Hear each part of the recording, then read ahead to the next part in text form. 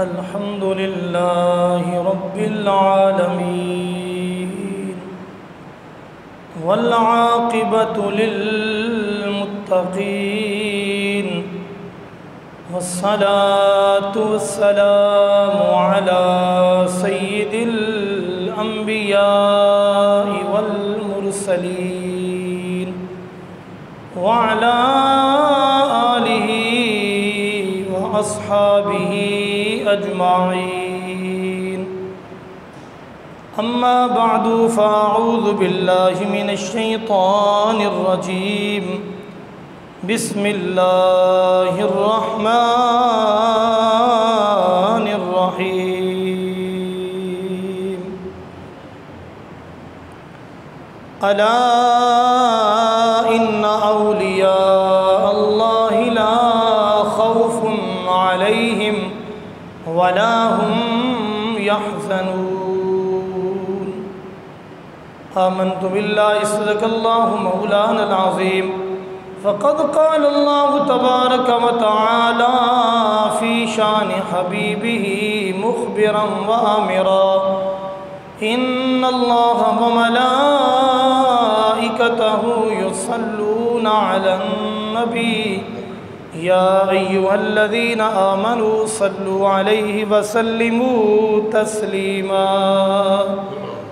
الصلاة والسلام عليك يا رسول الله.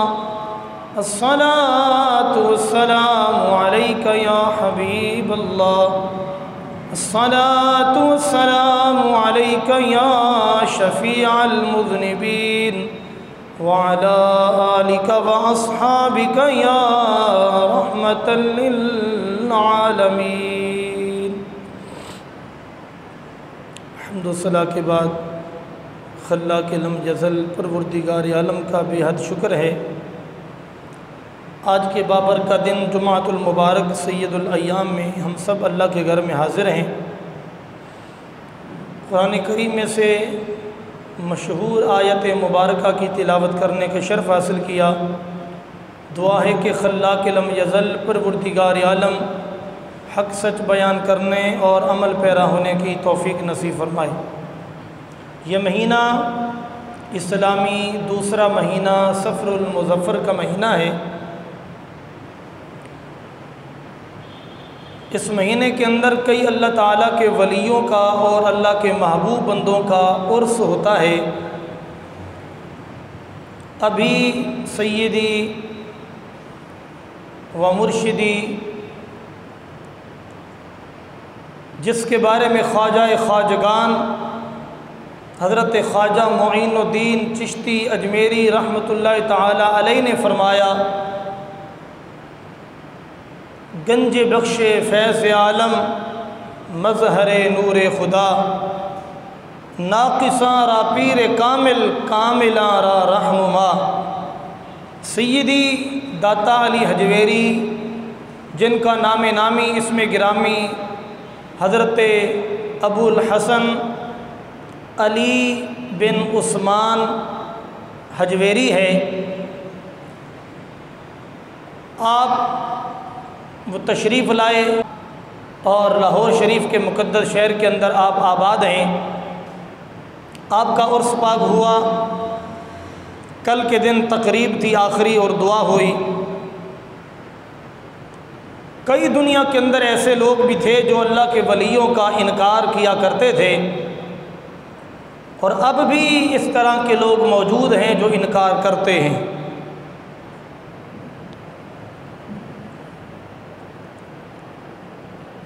ایک جہلم کا مرزا ہے جو کہتا ہے کہ جی داتا علی حجویری ان کو تو ولی لوگوں نے بنایا ہے نا، کیا ثبوت ہے یہ اللہ کے ولی ہیں؟ اور یہ عرس وغیرہ کہاں سے ثابت ہیں؟ عرس کا لغوی معنی تو ہے شادی، خوشی، اور عرس ہم اس دن کو کہتے ہیں جس دن میں اللہ تعالیٰ کا کوئی نیک بندہ اہل ایمان متقی پرہیزگار عالم دین دنیا سے چلا جائے. اس کی وفات والے دن پہ قرآن خوانی کرنا، لنگر لگانا، ان کے لیے دعائیں خیر کرنا، اور ان اللہ والوں کے ذریعے سے اپنے لیے بھی برکت کی دعا کرنا، یہ اہل ایمان کا شیوا ہے اور شعار ہے۔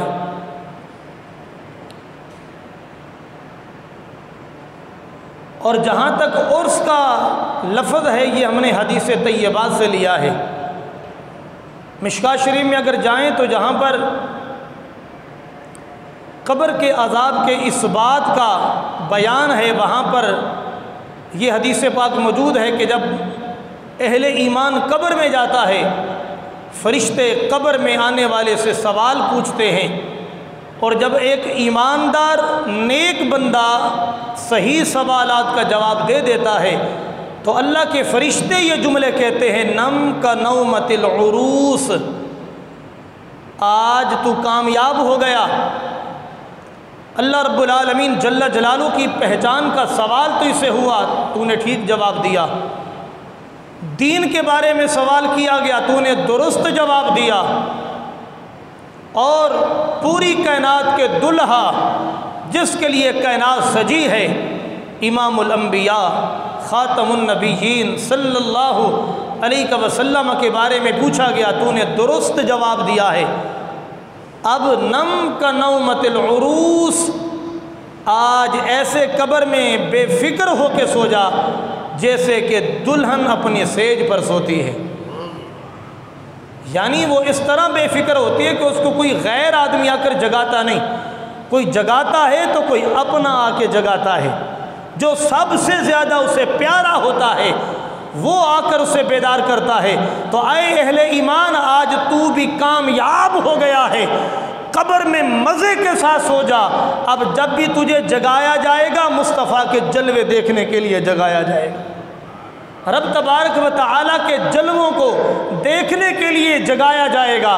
اس کے علاوہ تجھے کوئی بے قرار بیزار آ کر نہیں کرے گا، بلکہ جیسے دلہن اپنے بستر پہ بے فکر ہو کے سوتی ہے کہ آئے گا تو کوئی پیارا آئے گا، کوئی ایرا غیرہ نہیں آ سکتا، فرمایا اب تو بھی قبر میں سو جا، جب بھی جلوہ فرمائیں گے مصطفیٰ فرمائیں گے۔ یہ کامیابی ہے۔ اب ان فرشتوں نے کیا کہا؟ اہل ایمان جو قبر میں کامیاب ہوتا ہے، حدیث پاک کے یہ الفاظ ہیں، نم کا نومت العروس۔ اسی فرشتوں کے جملے سے ہی یہ لفظ لیا گیا عرس۔ عرس کہاں سے آیا؟ حدیث پاک سے آیا۔ یہ لفظ کہاں سے لیا؟ جی فرشتوں نے یہ جملہ اہل ایمان سے مخاطب ہو کر کہتے ہیں۔ جو کامیاب ہو جاتے ہیں اہل ایمان، ان کے لیے یہ پیغام ہوتا ہے کہ دلہن کی طرح آج سو جا، اب تیری قبر نہیں رہے گی۔ جیسے دلہن کی اس آرام گاہ کو سجایا جاتا ہے، تیری قبر کو بھی جنت کی آب و ہوا زینت سے مزین کر دیا جائے گا۔ اس طرح وہ اپنی قبر میں سوتا ہے کہ جیسے وہ سیج بن چکی ہو۔ تو یہ نام کہاں سے لیا؟ ہم نے نام حدیث سے لیا۔ یہ نام کون لیتے ہیں؟ اللہ کے فرشتے لیتے ہیں۔ جب اللہ کے فرشتے اہل ایمان کو یہ جملہ کہتے ہیں تو ہم سمجھ گئے کہ جس قبر کی رات میں، قبر کے لمحات میں اہل ایمان کامیاب ہو جائے، وہ لمحہ خوشی کا لمحہ ہے، وہ لمحہ عرس کا لمحہ ہے، کیونکہ وہاں مصطفیٰ کا دیدار بھی نصیب ہوتا ہے اور مصطفیٰ کی پہچان کر کے کامیابی بھی نصیب ہوتی ہے۔ آج یہ کہتے ہیں کہ جی عرس کہاں سے آئے؟ کاش تم یہ حدیث پاک پڑھتے، حدیث پاک پہ تدبر حاصل ہوتا تو تمہیں پتہ ہوتا نا۔ فقط حدیث کا نمبر دے کر اور وہ معنی مطالب سیاق و سباق کو چھوڑ کر لینا کہ امت کے اندر انتشار فتنہ پھیلانے کا سبب بن جائیں اور امت کو بتائیں کہ اولیاء اللہ تو کوئی چیز نہیں ہوتے۔ جی اولیاء اللہ تو اللہ کے پیارے تو اللہ کے صحابہ اور اہل بیت ہیں، جی ان کے پیارے ہونے کے بارے میں تو کسی کو اعتراض ہی نہیں ہے۔ یہ کہاں لکھا ہے کہ صحابہ، تابعین، تبع تابعین، ان کے بعد جو اللہ والے اہل ایمان قیامت تک کے لیے آئیں گے، حرام سے اجتناب، منہیات سے رکتے رہیں گے اور حلال چیزوں اور اللہ کے حکموں پر چلتے رہیں گے، ایسے اہل ایمان اللہ کے ولی نہیں ہوں گے؟ قیامت تک کے لیے اللہ کے پیارے اور ولی آتے رہیں گے، ہر دور کے اعتبار سے اللہ کے ولی موجود رہیں گے، اور ان کے ولیوں کے صدقے سے اللہ تعالیٰ کائنات کو بھی بقا اور اس کائنات کے رواں دواں اس کا نظام و تسلسل کے ساتھ چل رہا ہے۔ اور جہاں تک قبروں پہ بات ہے، جی کہتے ہیں جی داتا کی قبر پہ کیوں گئے یہ لوگ، یہ تو ہیں ہی قبر کے پجاری۔ اور بھائی حدیث پاک کے اندر آتا ہے آقا کریم صلی اللہ علیہ وسلم ہر سال کے بعد شہدائے احد کی مزارات پہ تشریف لے جایا کرتے تھے، انہیں سلام بھی فرمایا کرتے تھے اور فرماتے تم ہم سے پہلے چلے گئے ہو، ہم تمہارے پیچھے آنے والے ہیں، اللہ تمہاری بھی بخش فرمائے ہماری بھی بخش فرمائے۔ یہ کلمات طیبات حدیث پاک میں ہیں۔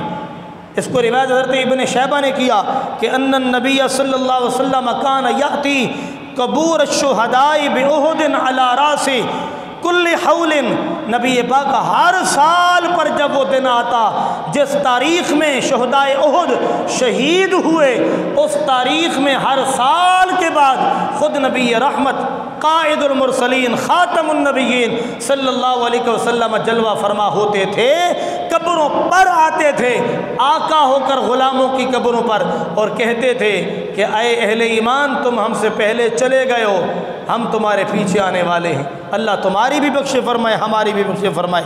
اسی طرح تفسیر کبیر اور تفسیرات کے اندر آتا ہے کہ ان رسول اللہ صلی اللہ علیہ وسلم انہ کان یاتی قبور الشہداء علی راس کل حول، نبی پاک ہر سال کے بعد آیا کرتے تھے مزارات پر۔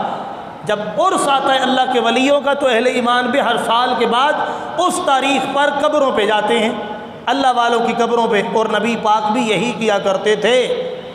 اور آ کر کیا کہتے تھے فَيَقُولُ سَلَامٌ عَلَيْكُمْ بِمَا صَبَرْتُمْ فَنِعْمَ عُقْبَى الدَّارِ، اے اہل ایمان تم نے جو ایمان لانے کے بعد ایمان لانے پر کفار و مشرکین کی جانب سے اور کئی مشقتیں تمہیں ملتی رہیں اور تم اس پر صبر کرتے رہے، تمہارے صبر کرنے پر، ایمان لانے پر اور ایمان پر دنیا سے چلے جانے پر ایمان کی حالت میں سلام علیکم، تمہارے اوپر سلام ہو، تمہارے اوپر سلامتی ہو، یہ نبی پاک صلی اللہ علیہ وسلم کلمات ارشاد فرماتے تھے۔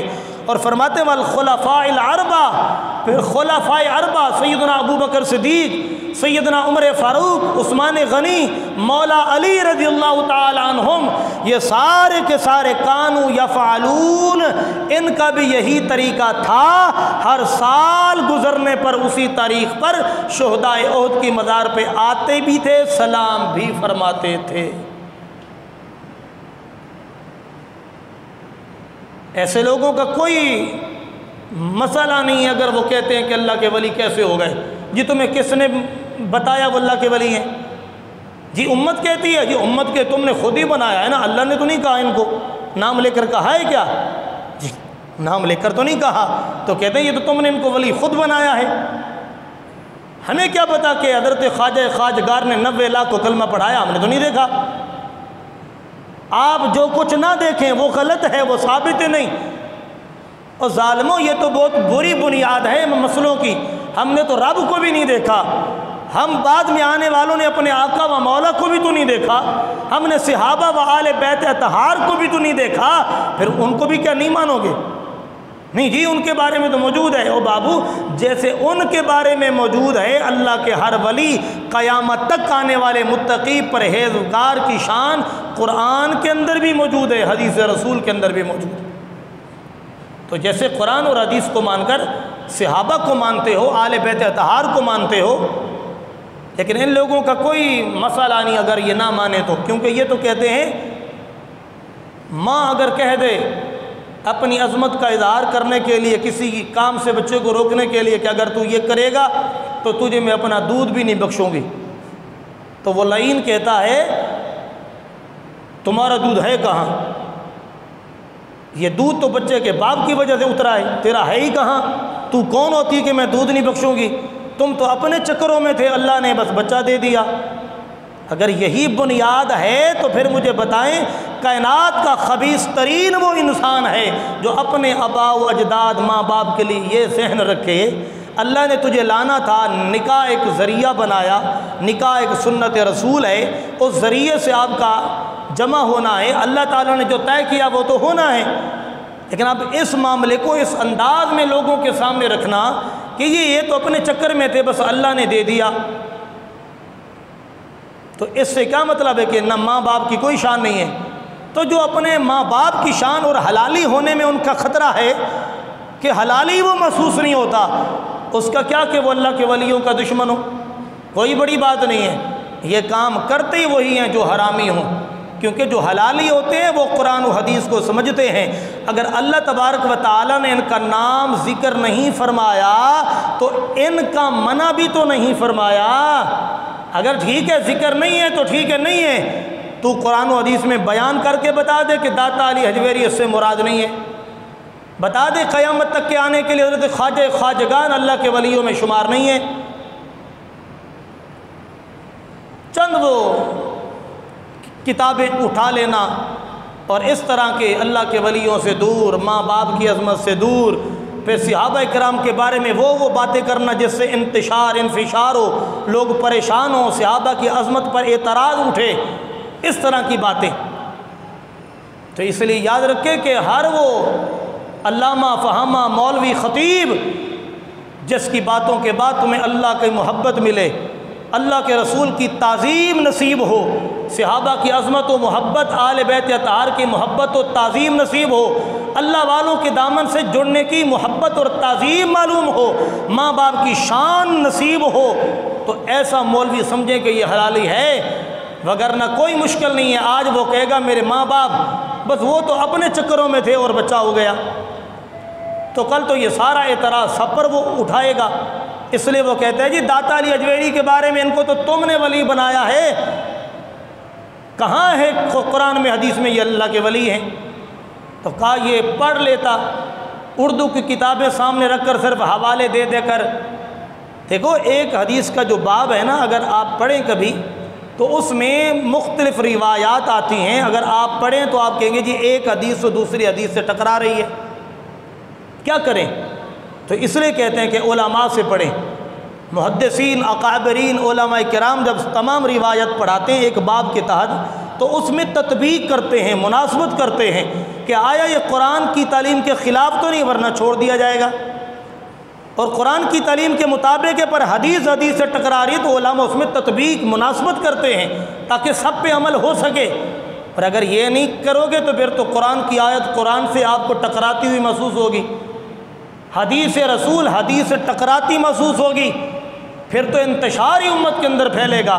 اس لیے کہا کہ جس کا استاد نہ ہو تو استاد پھر شیطان ہوتا ہے، کیونکہ اس کو پتہ ہی نہیں، استاد کے سامنے اس نے زانوں ٹیک کر بیٹھ کر علم حاصل ہی نہیں کیا کہ بھئی یہ بھی روایت ہے، یہ بھی روایت ہے، پر اس میں تطبیق و مناسبت کیسے ہوگی؟ اس بنیاد پر پھر اعتراضات ہوں گے۔ تو یہ اللہ تبارک و تعالیٰ کے ولیوں کے جو دشمن ہوتے ہیں، جن پر پوری امت کے جہاں کے لوگ متفق ہیں کہ جن کا نام داتا ہے علی بن عثمان لاہور والے، اللہ کے مقبول ترین بندے ہیں، اور یہ کائنات کے میں مشرق میں چلے جائیں، مغرب میں چلے جائیں، شمال میں چلے جائیں، جنوب میں چلے جائیں، جہاں بھی آپ جاؤ گے وہاں جا کر یہی پاؤ گے، جی ایک اللہ کے ولی بہت پائے کے بزرگ اللہ تعالیٰ کے ہیں، اور وہ کہاں ہیں؟ لاہور کے اندر ہے۔ جی ان کو ولی تو لوگوں نے بنایا ہے، یہ ولی کیسے بن گئے؟ سب سے پہلی تو یہ بات، تم قبروں پہ جاتے ہو، تم ہو تو ہو قبر کے پجاری، تو ٹھیک ہے قبر کے پجاری صحیح، سیدنا عبداللہ بن مسعود رضی اللہ تعالی، میرے آقا کے بہت فقیہ مفتی صحابی، اور احناف کے بیشتر اکثر جو اعمال ہیں ان کی بنیاد جن پر ہماری ہے وہ حضرت عبداللہ بن مسعود جیسے صحابی کے اقوال اور روایات پر ہے۔ حضرت عبداللہ بن مسعود فرماتے ہیں ان رسول اللہ صلی اللہ علیہ وسلم، نبی پاک صلی اللہ علیہ وسلم نے فرمایا، کنت نہیتکم عن زیارت القبور، اے صحابہ میں نے تمہیں ابتدا کے اندر قبروں کی زیارت سے منع کیا تھا، لیکن اب میں نے دیکھا کہ تم ایمان میں پختہ ہو گئے ہو، تم قبروں کی زیارت کے احکام اور مقاصد اور آداب سیکھ اور سمجھ چکے ہو، اب مجھے خطرہ نہیں ہے کہ تم شرک کرو گے، اب جاؤ گے پر وہی انداز کرو گے جو رب کو بھی پسند ہیں، رب کے محبوب کو بھی پسند ہے۔ حضور نے فرمایا میں نے تمہیں منع کیا تھا، منع بھی میں نے کیا تھا، فزوروہا، اب تمہیں اجازت دیتا ہوں، اب تم قبروں کی زیارت کیا کرو۔ عام قبرستان میں جہاں عام اہل ایمان ہیں، ماں باپ ہیں، پیر و مرشد ہیں، وہاں بھی جائیں، لیکن جہاں معروف ہو کہ اللہ والے ہیں بھی، جب عام قبرستان میں جب عام لوگ موجود ہیں، جب وہاں جانے کی اجازت موجود ہے، تو جو اللہ کے کاملین امت کی غالب و اغلب و اکثریت اس بات پر متفق ہے، جن کے سینے گواہی دیتے ہیں یہ اللہ والے ہیں، اور وہ اللہ کی بندے اپنی وجہ سے ہی کہتے ہیں۔ وہ میں حدیث پاک آپ کے سامنے پڑھتا ہوں، ٹائم تو قلیل ہے۔ اس حدیث کو آپ سمجھیں کہ قبروں پہ جانا ہمارا اپنا ذاتی عمل نہیں، قبروں پہ جانا بھی ثواب ہے، کیونکہ منع بھی رسول اللہ نے فرمایا تھا اور پھر اجازت بھی رسول اللہ دی ہے، اور قیامت تک کے لیے اجازت دی ہے۔ آپ کسی کی قبر پہ جانے سے صحیح آداب سے جائیں، اللہ کا ولی اور بندہ نیک سمجھ کے جائیں، 4 قدم پیچھے دور ہو کر کھڑے ہو جائیں، قبر کی جانب چہرہ کریں، قبلے کی جانب پشت کریں، اور پھر آپ چند کلمات خیر پڑھیں، اور پھر اللہ کی بارگاہ میں دعا کریں، مولا اس کا ثواب اس صاحب قبر کو پہنچاتے ہیں، جیسے یہ تیرا مقبول و محبوب ہے تو اس سے راضی ہے، تو اس کے صدقے سے ہم سے بھی راضی ہو جا، ہمارے بھی یہ معاملات حل فرما دے۔ اور قبر والے کو اگر مخاطب کرنا تو یوں کرنا ہے کہ آئے قبر والے، تو اس سے اللہ راضی ہے، تو اللہ کی بارگاہ سے یہ ہمارا کام کرا دے، تو نہیں کر، کیونکہ تو حقیقت میں کرنے والا نہیں، تو پیارا ہے کرا رب سے۔ اب اللہ والے وہاں جاتے ہیں۔ اب یہ حدیث کے کلمات اور حدیث پاک یہ رواہ ابن ماجہ تھا، ابن ماجہ سیاستہ کی ایک کتاب ہے، صحیح ترین کتب حدیث 6 ہیں، ان میں سے ایک ابن ماجہ شریف ہے، اس کے اندر یہ حدیث پاک موجود ہے۔ حضور نے فرمایا میں نے تمہیں منع کیا تھا، اب تمہیں اجازت دیتا ہوں، اور مشکاہ شریف کے اندر بھی یہ حدیث پاک موجود ہے۔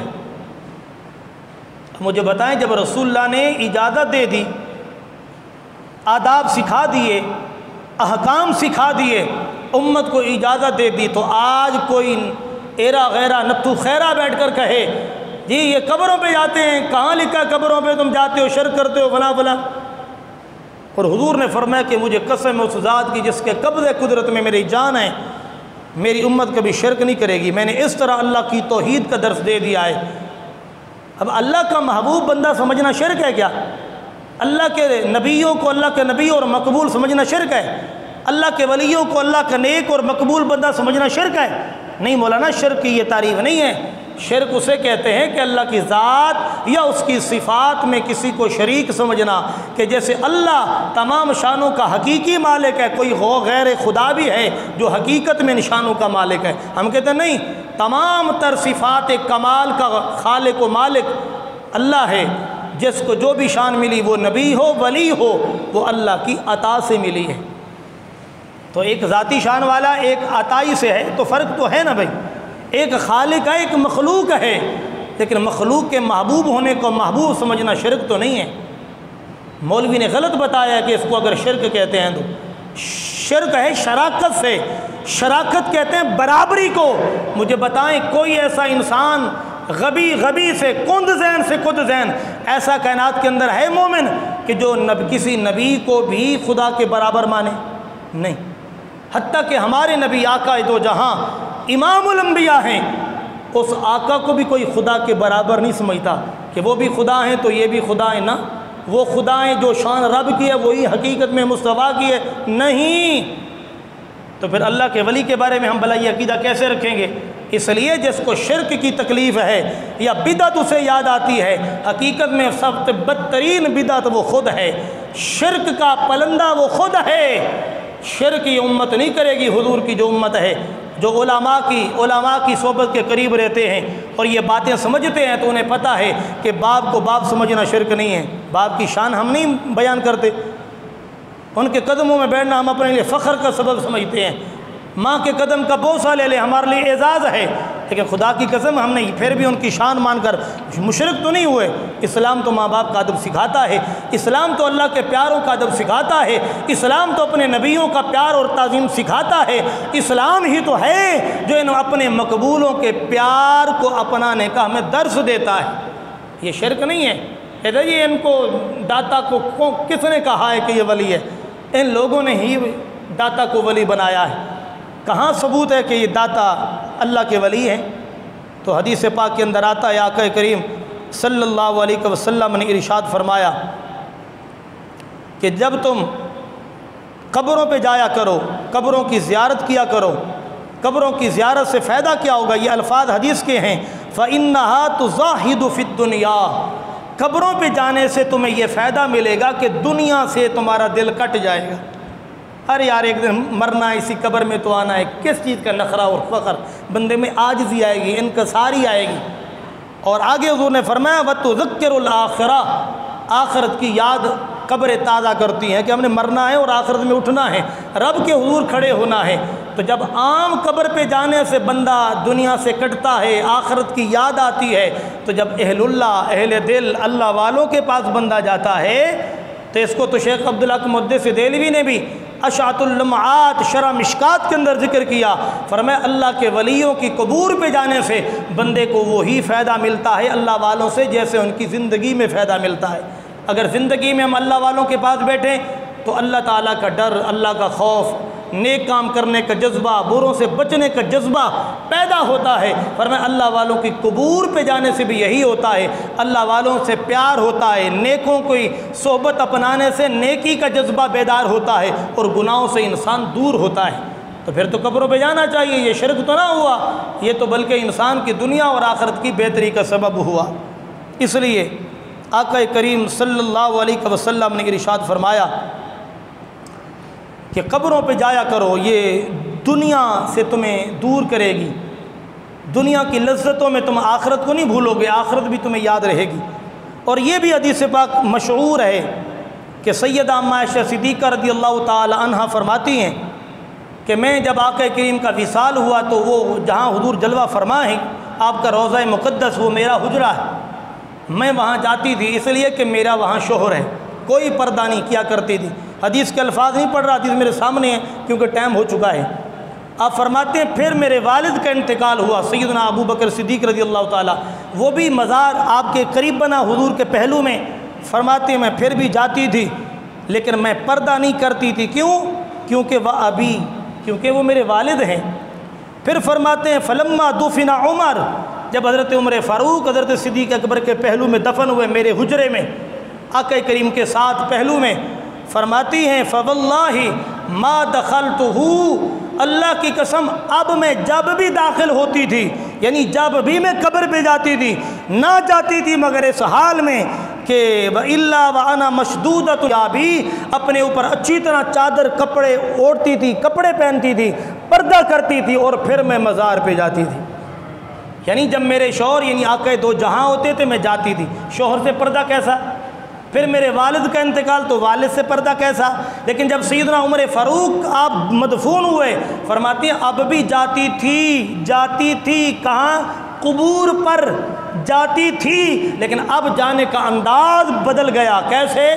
چادر لپیٹ کر، مشدودۃ، یا بھی اپنے اوپر چادر لپیٹتی، پردہ کر کے جاتی۔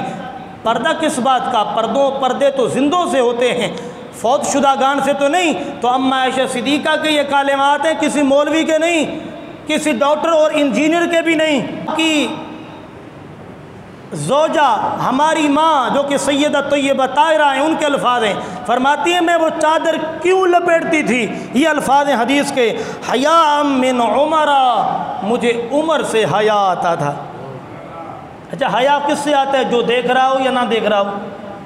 بتاؤ یار، نہیں بولو کہ کبھی بھی 16 سال تو ہو گئے اسی چپ میں زندگی گزار دو۔ حیا اسی سے آتا ہے جو دیکھ رہا ہو، جو نہ دیکھ رہا ہو تو حیا نہیں آتا۔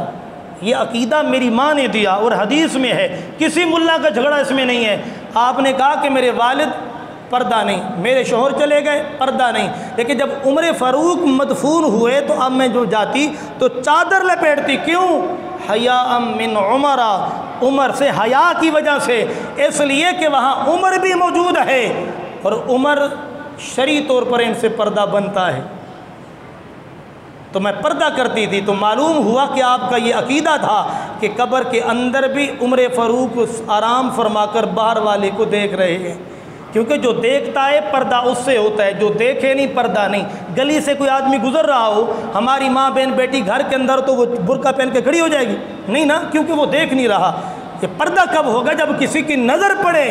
یہ عقیدہ سنی نے بعد میں بنایا ہے، پہلے مصطفیٰ کی پاکیزہ زوجہ نے یہ عقیدہ دیا ہے کہ سیدنا عمر فاروق سے حیا کی وجہ سے کہ قبر میں جو جاتے ہیں اہل ایمان وہ فقط ختم نہیں ہو جاتے، جب اللہ ان کو دنیا کے اوپر زمین پہ رکھ کر دکھا سکتا ہے وہ کریم رب زمین کے اندر سلا کر بھی دکھا سکتا ہے۔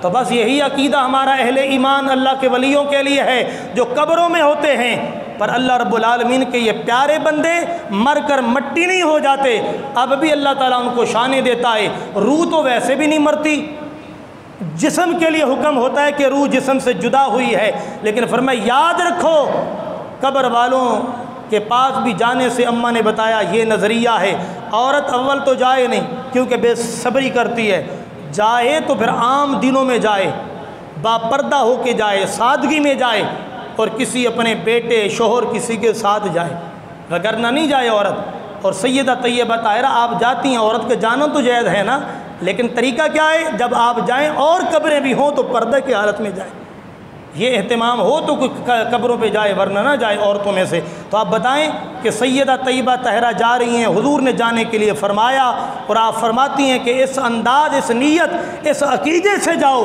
کہ جس کی مدار پہ جا رہے ہیں وہ اللہ والا ہے، اللہ والا فقط مر کے مٹی نہیں ہوا بلکہ وہ ہمیں اللہ کی توفیق سے دیکھ رہا ہے، تو پردہ کر کے جاؤ۔ تو یہ عقیدہ ہمارا نہیں ہے، ہمارا عقیدہ ہے، لیکن کہاں سے ہے؟ مرضی سے بنایا نہیں، اپنی ماں سے یہ عقیدہ لیا ہے۔ تو اس لیے اللہ تبارک و تعالیٰ کے اب کیونکہ ٹائم ختم ہو گیا ہے، اگلے جمعے انشاءاللہ یہ باب پڑھیں گے حدیث پاک کا۔ حضور نے فرمایا جب اللہ کسی کو اپنا مقبول بناتا ہے، جبریل امین کو کہتا ہے جبریل تو ان سے پیار کر۔ مولا کیوں؟ میں اس بندے سے پیار کرتا ہوں۔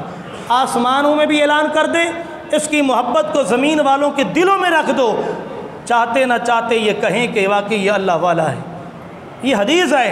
اب جو پوری امت میں سے اکثریت کہتی ہے کہ داتا اللہ کا ولی ہے، وہ اپنی مرضی سے نہیں بلکہ رب تعالیٰ کی چاہت پر کہتا ہے، اس لیے کہ رب چاہتا ہے جب کسی کو ولی منواتا ہے تو ان کی محبت لوگوں کے سینوں میں رکھ دیتا ہے۔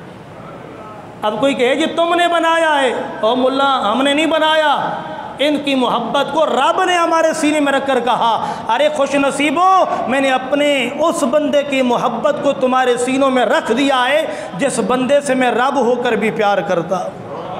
تو ان سے پیار کرنا شرک نہیں، بدعت نہیں، بلکہ حدیث پاک کی روشنی میں کہ یہ ہمارا جو دل، اکثر امت کا دل جو ان کی طرف مائل ہوتا ہے، یہ خود نہیں ہوتا، یہ رب کی چاہت پر ہوتا ہے۔ اللہ رب العالمین ہم سب کو اللہ کے ولیوں کی عظمت ماننے کی، ان کی تعظیم و توقیر کرنے کی سعادت نصیب فرمائے۔ وما علیہ الا البلاغ المبین۔